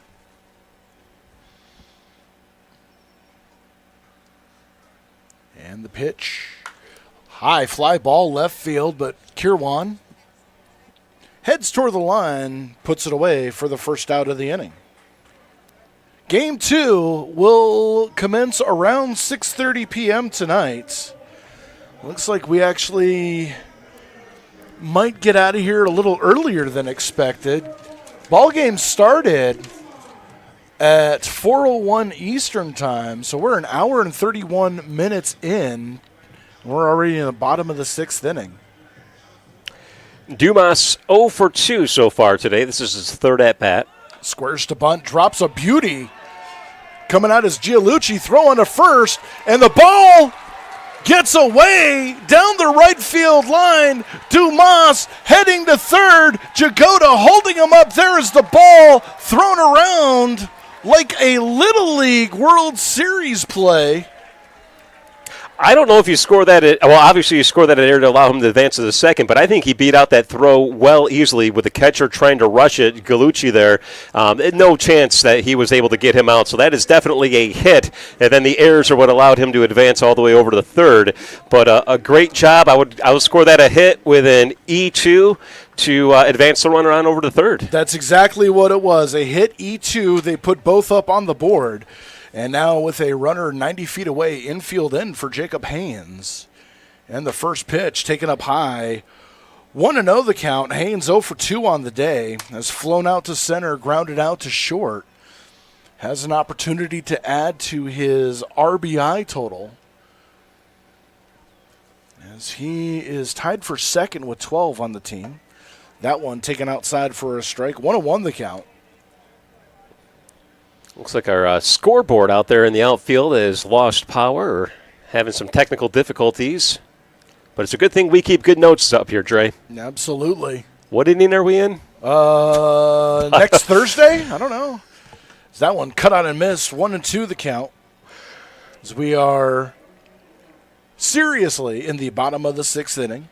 Well, the viewers at home are aware because obviously CCS-TV keeps all the information in the lower corner, and Mr. Radio Guy, yours truly, always forgets about that. Yeah. So what's a monitor? Yeah. 1-2. Ground ball over and through into left field. A base hit. Jacob Haynes with an RBI as Dumas comes in to score, and it's now 3-0 Skunks. Nice work there by Haynes to keep things going, driving in Dumas with just one out, and Smith can continue the damage. He got the first RBI of the game. He's 1 for 2. A fly out in the first inning, but he got that base hit to get the first run on the board back in the 4th inning, and he can help add to it now. 3-0 the score here with one out, bottom of the 6th. As there's a ground ball off the glove of the diving Izzo. Throw to first. With Korzeniewski covering, he was off the bag. As the throw went to Izzo, Korzeniewski was blocking the bag. And we'll have to guess on. I'm going to call that one a base hit. I would call it a base hit, too. I mean, Izzo made a really hard stab at trying to keep it from going into the outfield, so I give him a lot of credit there. But it could have easily have just trickled out into shallow right field and have been a base hit. So nice effort by Izzo, and I don't know if he would have scored that a deflection off of his glove over to the second baseman, over to the pitcher for the out had he reached the base in time. But would have been 3-4-1. Right. would have been the score. As there is action in the Auburn bullpen. Does not look like we're going to make the change yet. As Justin Bremner will get a shot. With 2 on, 1 out here. One runner already across in the bottom of the 6th inning. Tarp Skunks expanding their lead to 3. Bremner 0 for 2 on the day, but he does have 2 runners on here with just 1 out. And he is the cleanup hitter. So we know that he can make something happen. Or otherwise he wouldn't be batting 4th. Korzeniewski Checking the runner at second. That's Jacob Haynes, and the pitch. Swinging, there's a ground ball past the third base bag, down the left field line. That's a fair ball. Haynes will come in to score. The throw into third. It's Ty Lagoni with an RBI double. $10 more into the kitty for the Winifred Crawford Dibbert Boys and Girls Club of Jamestown, up to $270, and it is now 4-0. Yeah, 4 consecutive hits now given up by Korzaneski. The floodgates have somewhat opened up here for the Doubledays, and to the great advantage of the Tarp Skunks, now with a 4-0 lead here. Infield playing in, and Korzaneski is going to stay out there to try to wrap up this inning here with 1 out. It's going to be tough to try to close things out here. 2 runners in scoring position. Here's the pitch inside for a ball. As Nathan Borchardt stands in, 0 for 1 on the day. He has walked and scored a run back in the 5th inning. As the infield continues to play in with 1 out here. Smith at third, Bremner with that RBI double. He is at second. And the pitch. Inside corner for a strike. 1-1 to Borchardt. Brady Marshall on deck. He would hit next. Borchardt 0 for 1. He also walked back in the 5th inning and scored the second run of the ball game. And the 1-1. Line drive foul down the first base side. And it'll be 1-2. And if he had been able to pull that one fair, keep it fair down the line, 6-0 lead going into the top of the 7th would almost be insurmountable at this point. Looking to blow this game wide open, already with a 4-run lead. And the pitch outside for a ball, 2-2. Boy, with who was that? Borchardt driving it down the first baseline there. Harday, who is out in right field for the Doubledays, really isn't playing close to that line at all. I mean, there's a lot of real estate out there. You can drop one right in if you get the right hit on it. Playing straight up as that one's grounded toward the Doubledays dugout. Well, the thing with Harday, and I think he's learned the scouting report here, is that down the line, unless you get that ball like 3/4 down the foul line on the fly, it's going to have a hard time getting into the corner. He's playing where he is now to cut off that gap in right center field. That's where the danger is in this park. And the pitch, swinging. There's a line drive right to second, picked off at first base was Smith, so a double play, but the damage done. 2 runs on 4 hits. 1 runner will be left on base. We head to the top of the 7th inning. It's 4-0 Skunks.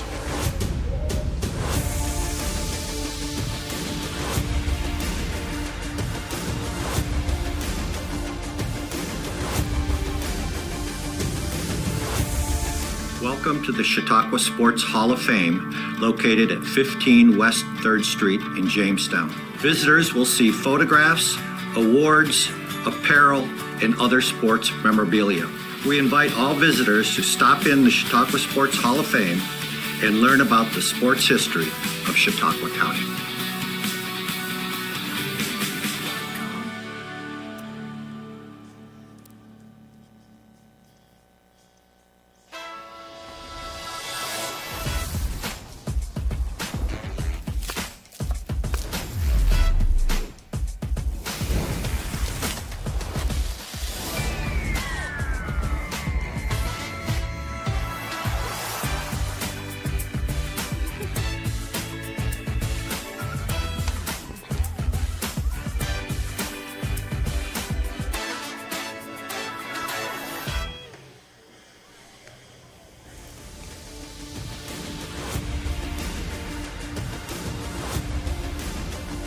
And welcome back to Detrick Park.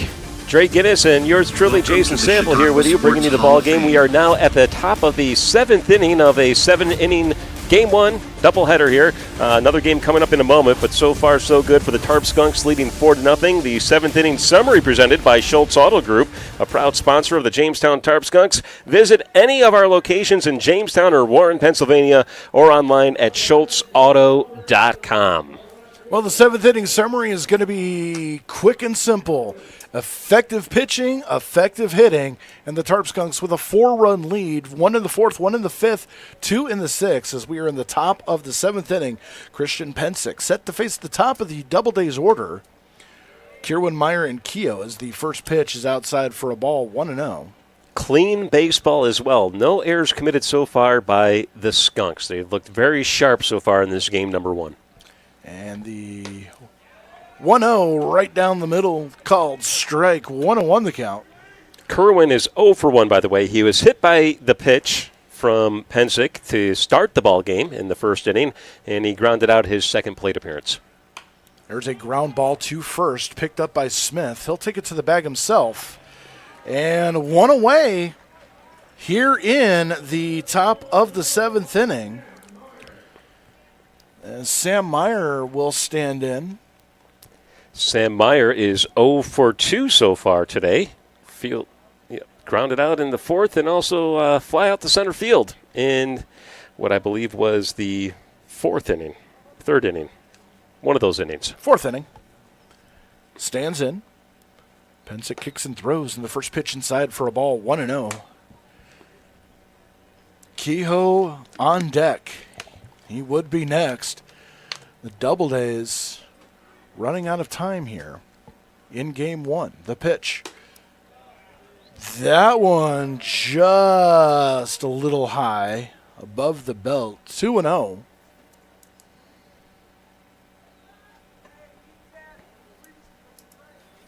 Pensick.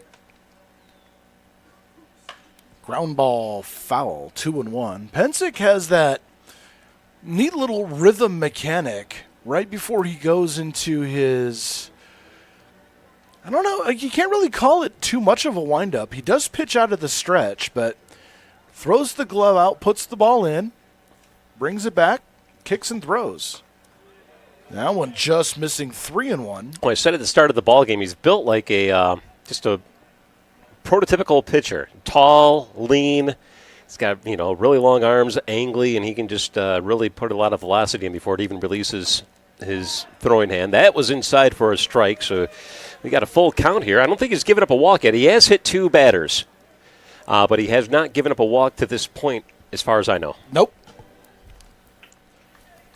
And the 3-2 pitch. Ground ball toward third, and it's off the glove of Weeks into left field. We'll see how that's scored. They're going to call that an error. Yeah, I'll score that in E5 as well.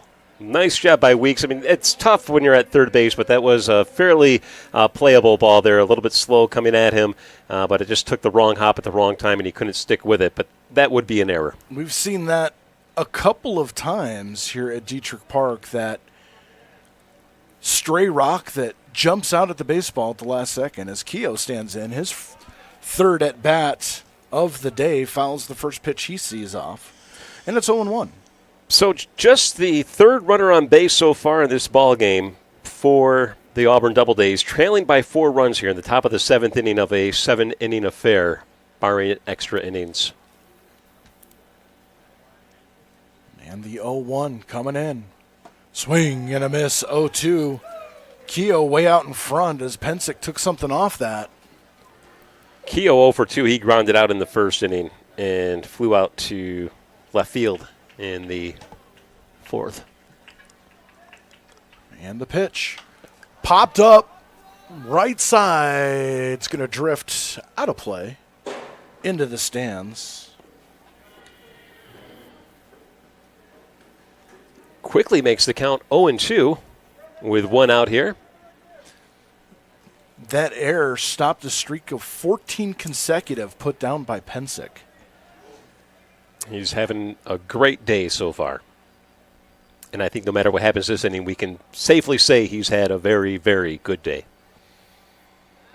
A little lob throw over to first. A little too lackadaisical. I think he wasn't sure if he wanted to throw that or not and figured, well, I'm going through the motion. I better just release. And that's why we saw sort of a rainbow effect on that one. 0-2. Kehoe stands in. Runner goes. Pitch is fouled. And the Doubledays trying to manufacture something here. Did not work that time. We'll see if they do it again. 0-2. Nick Izzo on deck. Pensick checks the runner at first. Fires. Swing and a miss. And Keogh goes down on strikes for the second out of the inning. And that's going to bring it up to Nick Izzo, the Doubledays' last chance in game number 1. Izzo flew out to center field both times he's been at the plate here. So he's 0 for 2, and we do have Pensick, who is now with 4 strikeouts on the day, 1 walk, and 2 runners hit, or 2 batters hit. First pitch taken for a called strike on the outside corner. 0-1 the count.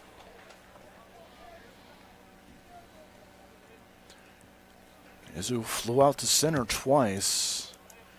Finds himself behind early on in the count, and the pitch. Runner goes swinging. There's a fly ball out to center field. Dumas underneath it, puts it away, and Christian Pensick throws a 7-inning no-hitter here in Jamestown.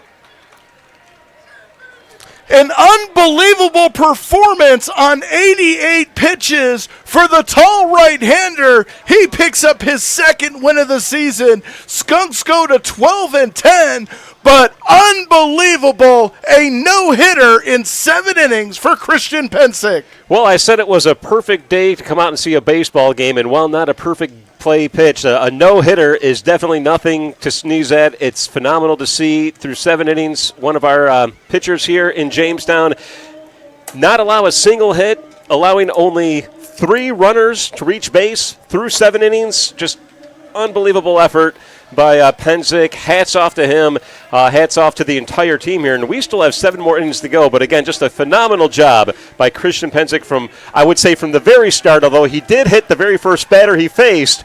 But that didn't rattle him at all. We've seen nothing but flawless pitching from him throughout here, not giving the batters anything to really swing at. And the result is a no-hitter with just 3 runners reaching base throughout the 7 innings. Unbelievable effort, and the Tarp Skunks win 4-0, a much-needed victory here for the Skunks in the Western Division against the Auburn Doubledays. A very good team, but you called it, Dre. They are not a great team on the road. They're great at home, and the Skunks have surely taken advantage of that. We'll see if it continues in game number 2. Game number 2 will be coming up in a little bit, but obviously Christian Pensick is going to be the unanimous most valuable stinker here for game number 1. Game number 2 will kick off at 6:30, the scheduled time. We will be here to bring it to you. You are not going to want to miss this. For Jason Sample, I'm Dre Guinness from game 1 saying we'll see you for game number 2 in just a little bit.